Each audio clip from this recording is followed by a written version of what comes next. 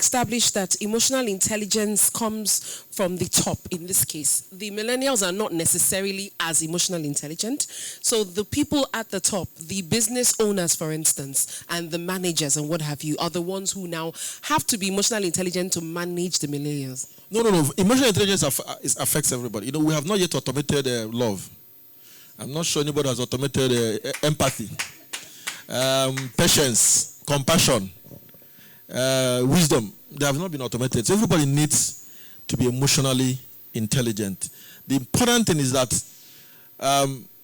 both, like I said, you know, the institutions of socialization must be very active in also driving their own role. It's not the workplace sometimes is like a stage. The job has been done at home. You are struggling to make good in the workplace. So it's emotional intelligence is not the preserve of any generation.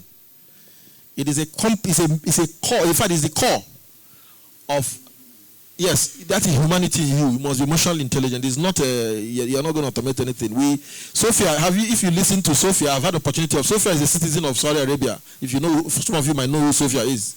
Sophia is the first humanoid robot in the world. It was recently granted the citizenship of Saudi Arabia. I was watching Sophia in an interview in South Africa. At some point, he was asking, what do you mean? What do you mean? Everything, what do you mean? What do you mean? That's supposed to be the robot that is supposed to be exactly like human. If you go to places like Munich Airport, that's in Germany, you will see there's a robot called Josie Pepe. Josie Pepe is there to answer questions, but at a point, Josie Pepe looks stupid. So you must be emotionally intelligent. The wisdom you require to manage human beings can never, ever be substituted for anything else. What do they bring to the table? Because we keep talking about what to do for them, how to manage them, how to get the best out of them. What do they, the millennials, or we, the millennials in this case, bring to the table? Very quickly, I had given you a progression. We are in the era of the fourth industrial revolution. We had the first industrial revolution, the era of mechanization of industrialization, the era of assembly line, economies of scale. We now move to software automation, electronics, Internet of Things. Now we are the era of what I call augmentation. Augmentation is augmented reality, the era of artificial intelligence, robotics and all that. What it means is that even for the workplace, we need to begin to understand the concept of connected commerce, which is contingent and off-balance sheet employees, which is the fact that you have to have employees that are remote employees, virtual employees, contract employees.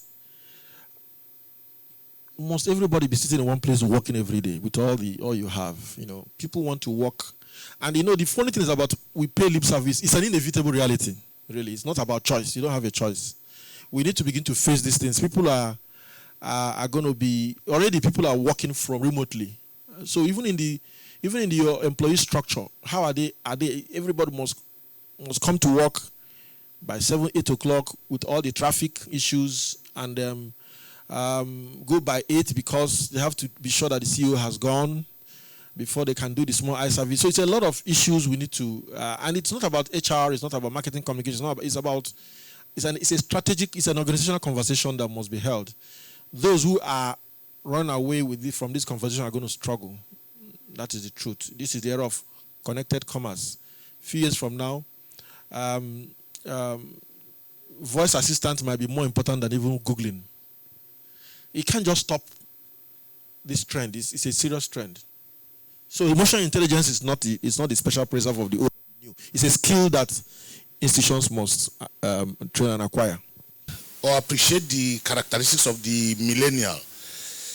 Can we really ascribe emotional intelligence to them?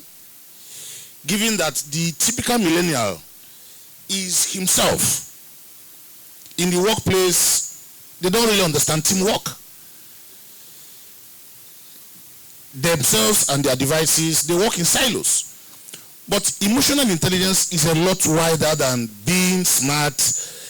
It speaks to understanding the importance of teamwork, as being empathetic, appreciating the fact that the other person has something to give to the team, and even working to make sure that he or she incorporates the values the other person is bringing. So can we really ascribe emotional intelligence to them? Then again, between the millennials and the generation X and Y as it is, who should be worried about the work environment? The generation X that is existing the environment for the millennials to take over, or the millennials, because I see a lot of gaps.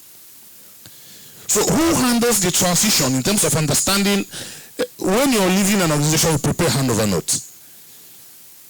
These guys are not interested in handover notes. They believe they can start today and walk, fly faster than even lights, as some scientists will say. So the transition between the X and Y, there's a wide gap, because whether they like it or not, they have to inherit what the other person are leaving behind. And whether our own generation likes it or not, we have to hand over. But they don't understand what we say. And we don't seem to be patient enough, to pick up what they're saying. You understand? They are speaking French, we're speaking, what's the other language? Chinese. The millennial is telling you that there's a Mark Zuckerberg who is not up to 30. He sees there's this guy from Tesla. What's his name? Elon Musk. He sees all this point. I tell him about handover. He feels that you already have overstayed. So these are some of the ironic conversations. It's not funny. I'm just making you understand that the way we work, the future of work has changed. So the earlier we acknowledge that and say, what are the drivers of future of work? Like I say, the technology, the social media, the people do 3 courses in 4 years. You probably do university in 5 years with strike.